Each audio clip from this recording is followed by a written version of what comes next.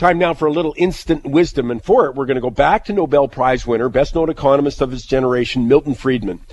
This is fascinating. He's talking about steel tariffs and the negative impact on consumers and the economy as a whole in order to satisfy a specific interest group, in this case, steel producers. But it's applicable to all industries seeking special tariff protection.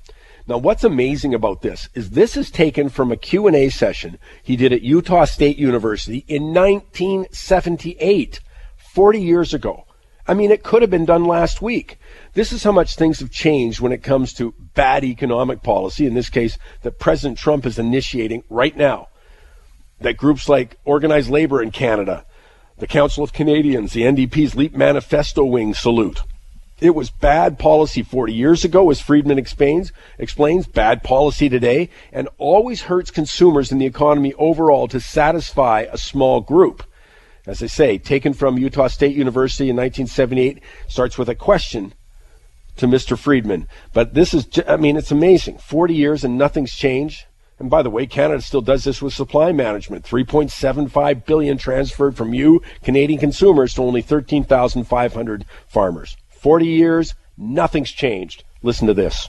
Yeah, so you mentioned about the imports of steel. Yeah. I'd like to allude to that. We hear from the American steel industry that in Japan, for instance, steel producers are producing at less than cost with support of the government so as to keep employment up there. And as a result, the American steel industry here is not going to be able to compete. So they're going to shut down, and we're going to have higher unemployment here. What is your answer to that?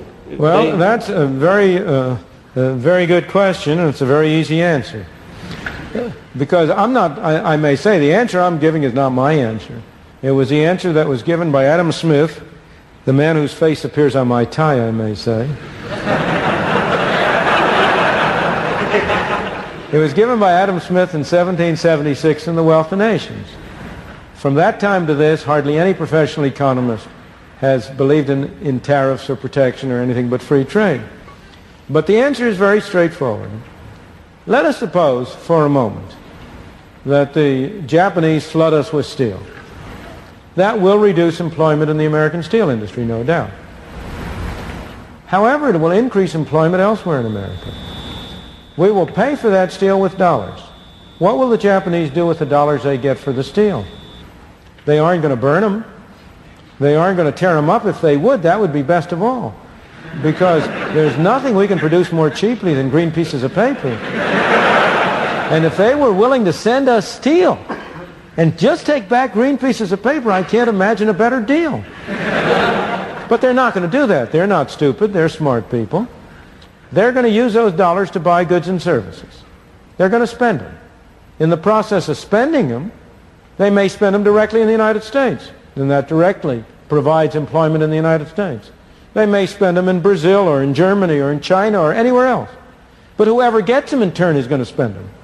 So the dollars that we spend for the steel will find their way back to the U.S.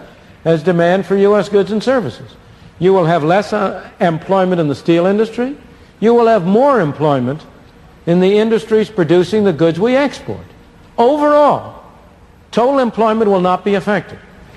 But overall, the American consumer will be benefited because he will get the steel more cheaply and the goods made from the steel more cheaply than he otherwise would.